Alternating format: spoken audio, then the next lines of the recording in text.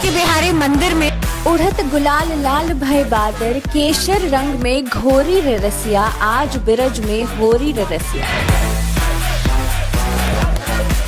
इस रंग आप भी हो जाएं रंगने को तैयार, मेरे साथ देखिए होली की फुहार।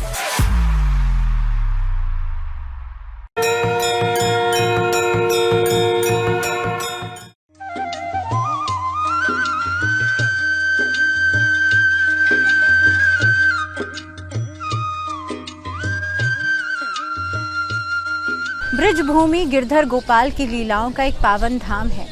इस देव भूमि के कण कण ने भगवान श्री कृष्ण का वो रूप देखा है जिसे पूर्ण परमेश्वर कहा जाता है। भगवान श्री कृष्ण को एक तरफ पूर्ण परमेश्वर कहा जाता है तो दूसरी तरफ राधा जी उनकी शक्ति है। कहते हैं कि श्री कृष्ण में श्री शब्द का मतलब है राधा, जिसे सौंदर्य, शक्ति और ऐश्वर्य का पूर्ण स्वरूप माना जाता है। इसी के साथ बांके बिहारी जी की जो छवि है वो राधा और कृष्ण का एक समाहित रूप है, जिसमें कहा जाता है कि श्री हरिदास जी जो थे उन्होंने भगवान श्री कृष्ण के अदृश्य स्वरूप को पूजा था, उनकी आराधना करी थी। और कहते हैं कि निधि वन में जब हरिदास जी को भगवान श्री कृष्ण ने दर्शन दिए तो कहा कि आप मेरी सेवा करें।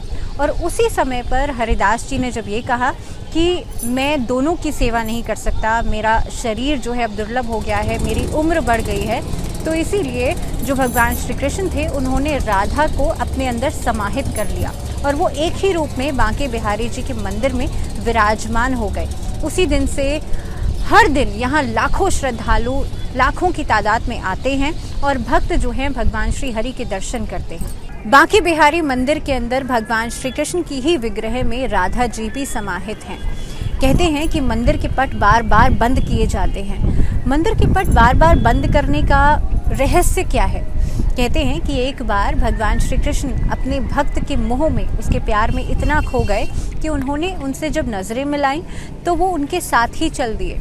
तो कहते हैं कि भगवान श्री कृष्ण जो है अपने भक्त के प्रेम में इतना खो जाते हैं, अगर कोई उनसे सच्चे प्रेम करता है, उनको अपना मान लेता है तो भगवान उसके ही हो जाते हैं। इसीलिए मंदिर के कपाट जो हैं वो बार बार उस पर पर्दा ढक दिया जाता है ताकि भगवान श्री कृष्ण किसी अपने भक्त से नज़रें ना मिला लें, उससे स्नेह ना कर लें। इसीलिए कहते हैं कि मंदिर के कपाट जो है वो बार बार बंद किए जाते हैं।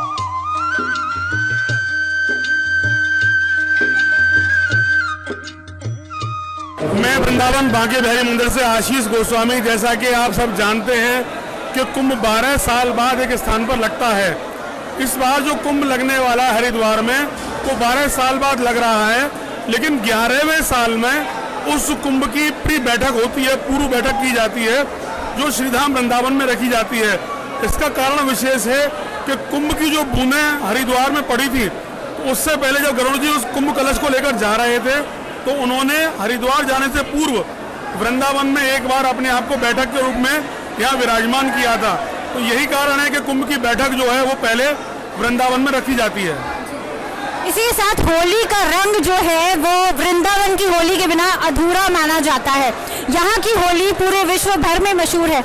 आशीष जी, यहाँ की होली के बारे में क्या कहेंगे और कब से होली का जो शुरुआत है वो हो जाएगी?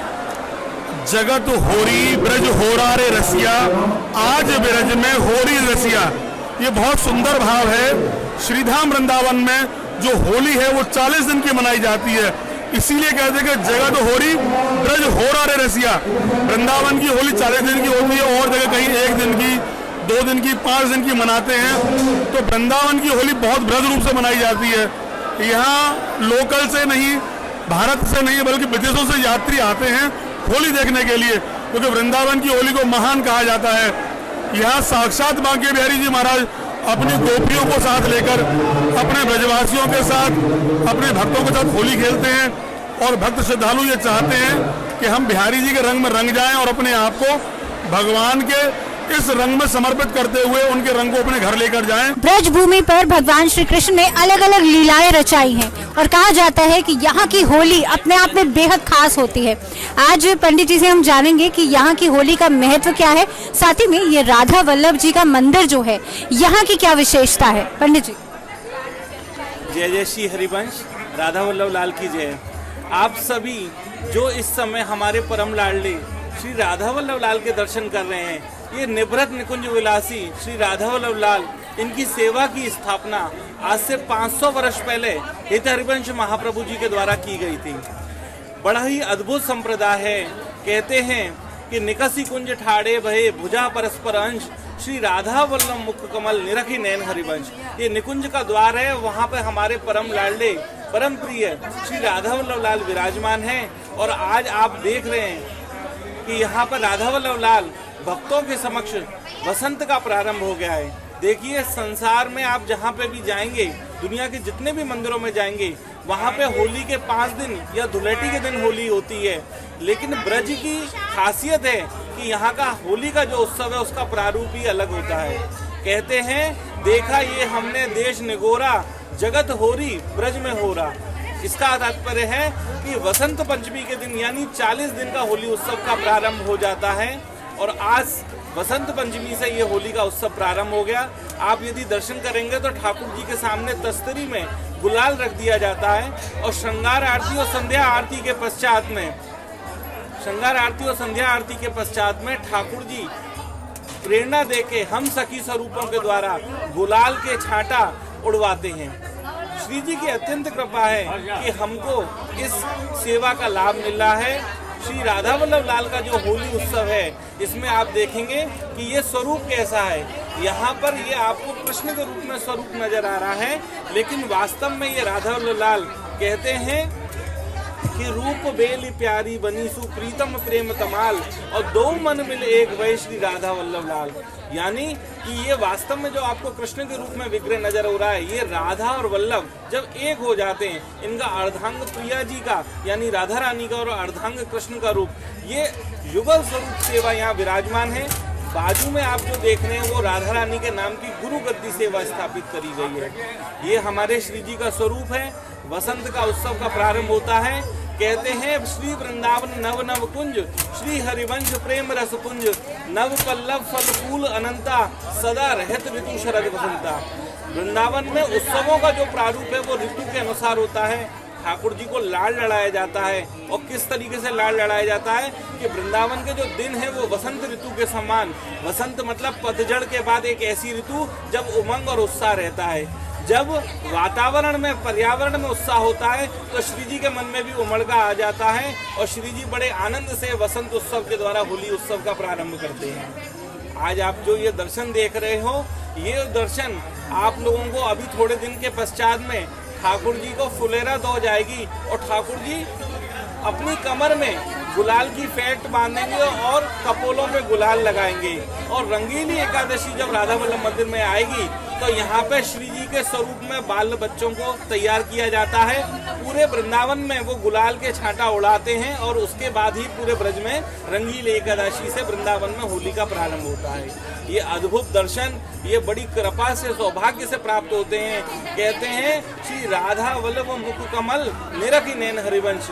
आप वृंदावन में आए तो हित हरिवंश महाप्रभु जी जो इस संप्रदाय के प्रणेता हैं, उनकी दृष्टि के द्वारा इन श्री राधा वल्लभ लाल का दर्शन करें, और आप सभी इस होली उत्सव का आनंद लें। बोल श्री राधा वल्लभ लाल की जय।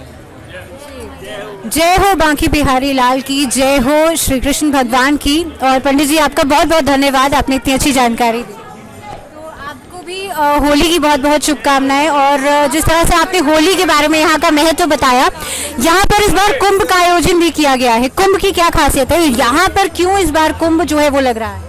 असल में यदि सच कहा जाए तो ये जो कुंभ शब्द प्रयोग किया जा रहा है, यदि आप इनको साहित्य में करेंगे तो ये वैष्णवों की बैठक होती है। देखिए, कुंभ कहाँ कहाँ लगता है। कहते हैं जब समुद्र मंथन हुआ तो जब जो गरुड़ जी थे वो अमृत कलश लेके उड़े, तो अमृत की बूंदें जहाँ जहाँ छलकी वहाँ वहाँ कुंभ का प्रारंभ हुआ। ये 4 जगह हैं। पहली है नासिक, प्रयागराज, फिर उज्जैन और हरिद्वार। लेकिन वृंदावन में अमृत कलश की बूंदें नहीं छलकी थी। लेकिन जब वो अमृत कलश लेके जा रहे थे गरुड़ जी, तो हरिद्वार की तरफ जब वो जा रहे थे तो कहते हैं कि काली देव के पश्चात उन्होंने अपना ये अमृत का कलश रख दिया था। इस अमृत कलश को रखने के कारण वृंदावन हरिद्वार में जब भी कुंभ होगा 12 वर्ष के पश्चात, उससे पहले वृंदावन में ये वैष्णव संप्रदाय है, यहाँ विरक्तों का काम नहीं है, शैव संप्रदाय का काम नहीं है। तो यहाँ पर वैष्णव संप्रदाय जितने हैं उनकी बैठक स्थापित की जाती है, तो वो बैठ के श्री जी के रास और विलास की चर्चा करते हैं। तो पहले इसके लिए वैष्णव बैठक, उसके बाद अर्ध कुंभ और उसके बाद में अब ये पूर्ण कुंभ की उपाधि दे दी गई है। लेकिन इसे कुंभ मत संबोधित करिए, ये वैष्णवों की बैठक है जो हरिद्वार के कुंभ से पहले वृंदावन में आयोजित होती है। तो बहुत ही अच्छा मौका है, होली का मौका भी है और साथ ही में जैसे कि पंडित जी ने बताया कि वैष्णवों की बैठक भी है, तो बहुत ही अच्छा मौका है। आप यहाँ जरूर पधारिए और भगवान श्री कृष्ण के चरण पकड़ लीजिए। तो इसी के साथ आज के लिए फिलहाल इतना ही, दीजिए इजाजत, नमस्कार।